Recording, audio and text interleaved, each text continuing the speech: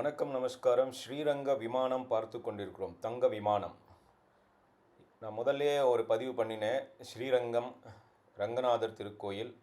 அதிலே சொல்லியிருந்தேன் இரண்டாவது பதிவு வரும் அப்படின்னு சொல்லிட்டு. அந்த இரண்டாவது பதிவு தான் இப்போது நாம் பார்த்து கொண்டிருக்கிற அதில் சிறந்த விசேஷங்களை நான் முன்னாடி ஒரு ட்ரெய்லர் மாதிரி காமிச்சு, இந்த பதிவில் இதெல்லாம் இருக்குது. முழுசாக இந்த வீடியோ பதிவை பார்த்தீங்க அப்படின்னா இதெல்லாமே பார்த்துக்கலாம். இப்போ நம்ம முதல்லையே பார்த்த அந்த சிற்பங்களை மறுபடியும் உங்களுக்கு காமிக்கிறேன். முதல் பதிவிலேயே இதை காமித்தேன், எவ்வளோ சிறப்பாக முன்னோர்கள் பண்ணியிருக்கிறாங்க அப்படின்னு சொல்லிட்டு. அந்த சிற்பங்கள் இருக்கிற மண்டபம் தான் நாம் இப்போ பார்த்து கொண்டிருப்பது. ஆயிரங்கால் மண்டபத்துக்கு எதிர்த்த போல இருக்கிற மண்டபம். வெள்ளை கோபுரம் நடுவில் இருக்குது. ஸோ ஆயிரங்கால் மண்டபமும் இப்போ நம்ம பார்த்து கொண்டிருக்கிற மண்டபமும் ரெண்டு சைட்லேயும் இருக்குது, வெள்ளை கோபுரத்துக்கு பக்கத்தில். இந்த கோயில் புராண ரீதியாக பார்த்தோம் அப்படின்னா ராமாயண காலத்திலேருந்து இருந்துக்கிட்டு இருக்கு. ராமாயண காலத்தில் இருந்தாலும் பலர் வைஷ்ணவர்களில் பலர் இதை போற்றியிருக்கிறாங்க. இப்போ நம்ம பார்க்குறது ராமானுஜர் சன்னதி அப்படின்னு சொல்லிட்டு. வைஷ்ணவர்களுக்கு ரொம்ப முக்கியமானவர் ராமானுஜர். அதே போல் பலர் ராமானுஜருடைய குருவும் சரி, இவங்கெல்லாம் இந்த ஸ்ரீரங்கம் கோயிலுடைய பிணைந்து வரலாற்றில் முக்கியம் பெறுறாங்க. இப்போ நம்ம பார்க்குறது சக்கரத்தாழ்வார் சன்னதியிலேருந்து நடந்தோம் அப்படின்னா நந்தவனம் பார்த்து கொண்டிருக்கிற லெஃப்ட் சைடில் எவ்வாறெல்லாம் அந்த காலத்தில் கோவில்களை நமக்கு அமைத்து அதனுடன் சேர்ந்து நந்தவனம், இன்னும் நிறைய விஷயங்கள் இதில் இருக்குது. தீர்த்தம், குளம் எல்லாம், கோபுரம், 21 கோபுரம் ஸ்ரீரங்கத்தில் இருக்குது அப்படின்றது எவ்வளோ பெரிய விசேஷம். பலருக்கு இது வாழ்வாதாரமாக வேலை வாய்ப்பை ஒரு தலைமுறை அடுத்து தலைமுறையாக பண்ணிக்கிட்டு இருக்கிறது. ஒரு குறிப்பிட்ட ஜாதி அப்படின்னு கிடையாது, அனைத்து ஜாதிக்குமே கோயிலில் வேலை இருக்கிற மாதிரி பண்ணினாங்க. இசைக்கலைஞர்களாகவும் சரி, மாலை தொடுப்பவர்களாக இருந்தாலும் சரி அப்படின்னு பல. இப்போ நம்ம பார்க்குறது ரங்கநாயக தாயார் ஏற்ற மண்டபம் ரொம்ப முக்கியமானது. கம்பர் இந்த மண்டபத்தில் தான் கம்பராமாயணம் அருளினார் அப்படின்னு சொல்வது உண்டு. இந்த மண்டபம் தான் இப்போ நம்ம பார்த்து கொண்டிருக்கிறோமே. ரொம்ப விசேஷமான இந்த மண்டபம், இந்த திருக்கோயில் கருங்கல்லால் ஆன ஒரு கோட்டை அப்படின்னு சொல்கிற மாதிரி. முன்னாடியே முதல் பதிவிலே சொன்னேன், உலகிலேயே மிக பெரிய கோபுர கோயில் வளாகம் நம்ம பார்த்து கொண்டிருக்கிற இந்த ஸ்ரீரங்கம் தான். பலருக்கு வேலை அப்படின்னு சொன்னேன் இல்லையா? இங்கே பாருங்கள், ஓவியர்களுக்கு வேலை கோவிலில்.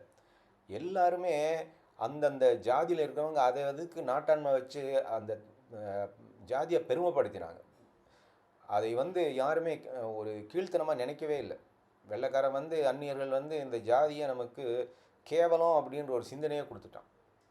இப்போ நம்ம பார்க்குற துளசி மாடம், ரங்கநாதரை பார்த்து விட்டு வெளியில் வந்தோன்னா அந்த துளசி மாடத்தை பார்க்கலாம். ஸோ இந்த ரங்கநாதர் சிலை எப்படி இங்கே வந்தது அப்படின்றதே ஒரு பெரிய ஒரு சுவாரஸ்யமான விஷயம். ராமாயணத்தில் ராமர் பூஜித்த அந்த சிலைகளை விபீஷணருக்கு கொடுக்குறாரு. ஏன்னா விபீஷணர் தன் அண்ணனை விட்டுட்டு தர்மத்துக்காக ராமர்கிட்ட வந்தவர், அந்த தர்மத்தை காப்பாற்றணும் அப்படின்றதுக்காக. ஸோ அதனால் அவர் விடைபெற்று வரும்போது ஏதாவது தன்கிட்டேருந்து எதிர்பார்க்குறாங்க அப்படின்னு சொல்லிட்டு தான் பூஜித்த விக்கிரகங்களை கொடுக்குறாரு ராமர். அப்போது அது நம்ம பாரத பூமியை விட்டு வெளியில் போய்க்கூடாது அப்படின்றதுக்காக பிள்ளையார், நம்ம உச்சி பிள்ளையார் அப்படின்னு சொல்கிறோம் இல்லையா திருச்சியில், அவர் தான் ஒரு சின்ன பையனாக அந்த விக்கிரகத்தை இங்கே காவிரி நதிக்கரையில் பிரதிஷ்டை பண்ணுறதுக்கு உதவினார் அப்படின்னு தெய்வத்தின் குரலில் ஒரு கதை உண்டு, சொல்லியிருக்காங்க காஞ்சி மகாசுவாமி வரலாறாக. இப்போ நம்ம பார்க்குறது பரமபத வாசல். இவ்வாறு கோயில் நிறைய விஷயங்கள் இருக்குது, வரலாறு இருக்குது. எவ்வாறெல்லாம் இந்த விக்கிரகங்கள் எல்லாம் அந்நியர்கள் ஆட்சியில் படையெடுப்பின் போது, முஸ்லீம்கள் படையெடுப்பின் போது எப்படியெல்லாம் இந்த விக்கிரகங்களை பாதுகாத்தாங்க அப்படின்றதையே நாம் சொல்லிக்கிட்டே இருக்கலாம். நிறைய விஷயங்கள் எவ்வாறெல்லாம் பாதுகாத்தாங்க அப்படின்னு சொல்லிட்டு. ஸோ இந்த விஷயங்கள் எல்லாம் நம்ம தெரிஞ்சு கொண்டோம் அப்படின்னா நமது பாரத பூமி எவ்வளோ புண்ணியமான ஒரு பூமி. யுகம் யுகமாக ஏன் இங்கே மட்டும் இதெல்லாம் இருந்து கொண்டு இருக்கிறது. இந்த சிற்பத்திறனாக இருந்தாலும் சரி, ஓவியமாக இருந்தாலும் சரி, ஒரு கோவில் வளாகம் எப்படி இருக்குது அப்படின்னு பாருங்கள். ஒரு ரம்யமான ஒரு காட்சி. கோயில் வளாகம், எவ்வளவு கூட்டம் ரங்கநாதரை பார்ப்பதற்கு. நான் சென்ற சமயம் ஊஞ்சல் உற்சவம் இருந்த ஒரு நாள், விசேஷமான நாள். வருஷத்தில் ஒரு 10 நாள் தான் ஊஞ்சல் ஆடுவார் அப்படின்னு சொன்னாங்க. ஸோ அன்று நான் சென்றிருந்தேன். இப்போ பார்க்குறது ரொம்ப முக்கியம், தீர்த்த வாசுதேவ பெருமாள் அப்படின்னு சொல்லிட்டு. இவர் தான் ஸ்ரீரங்க பெருமாள் இங்கே வருவதற்கு முக்கியம் அப்படின்னு அங்கிருந்த அர்ச்சகர் சொன்னார் எனக்கு. ரொம்ப முக்கியமான. அதே மாதிரி தன்வந்திரிக்கும் தனி சன்னதி முதல்ல பார்த்தது. இவ்வாறு இங்கே இருக்கிற சன்னதிகள் ஏராளம், தீர்த்தங்கள் ஏராளம், 21 கோபுரங்கள். பாருங்கள் எப்படி ஒரு ரம்யமான ஒரு விஷயம். பூலோக வைகுண்டம் அப்படின்ற மாதிரியே அந்த என்வாயன்மெண்ட்டே அப்படி ஒரு சூப்பரான ஒரு என்வாயன்மெண்ட்டாக இருந்தது. நான் சாயங்காலம் போனேன், நைட் ஆகிடுச்சு, இருந்தாலும் எனக்கு மனசு இல்லை விட்டு வர்றதுக்கு. உண்மையிலேயே இங்கே இருப்பவங்கெல்லாம் பெரிய புண்ணியம் பண்ணினவங்க சொல்லுவோம் இல்லையா. பாருங்கள், கண்கொள்ளா காட்சி.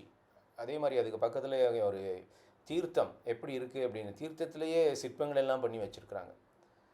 ஸோ இந்த கோவில்களை நாம் பாதுகாத்து, அந்த உற்சவம் என்று சொன்னேனே, அந்த உற்சவ காட்சிகளையும் சிலதுகள் பதிவிடுகிறேன். எத்தனை பேருக்கு அந்த புஷ்பம் கைங்கரியம் பண்ணுறவங்க எத்தனை பேர் வாழ்வாதாரம்னு சிந்தித்து பாருங்கள். அற்புதமான அந்த நெருப்பு கையில் வச்சுக்கிட்டு இருக்கிறாங்களே, தீவெட்டி வச்சுக்கிட்டு இறைவனுக்கு, அது ஒரு சேவையாக பண்ணுவது. எல்லாமே சேவை. ஒர்க் இஸ் வர்ஷிப் அப்படின்றாங்களே. அப்படின்றப்போ எந்த ஜாதி உயர்வு, எந்த ஜாதி தாழ்வு அப்படின்றதெல்லாம் கிடையாது.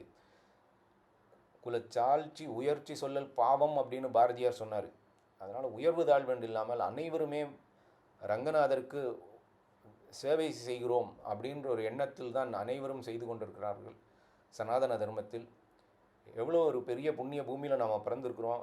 இந்த பூமியின் புண்ணியத்தை நாம் காப்பாற்றி அடுத்த தலைமுறைக்கு நாம் எடுத்து செல்ல வேண்டும். அதைத்தான் நாம் கண்கூடாக பார்த்து கொண்டிருக்கிறோம். இந்த கோயிலெல்லாம் இவ்வளோ சிறப்பாக இருக்குது. இதையெல்லாம் பாதுகாத்து கொடுப்பவர்கள் பக்த கோடிகளும் அதிகாரிகளும், இதையெல்லாம் இன்றும் அர்ச்சகர்களாக வாழ்ந்து கொண்டிருப்பவர்களும், சமையல்காரர்களும் சரி, கலைஞர்களும் சரி, இவங்க எல்லாருமே நம்ம போற்றி வளர்க்க வேண்டியவர்கள். ஓம் நம சிவாய. ஓம் நாராயணாய.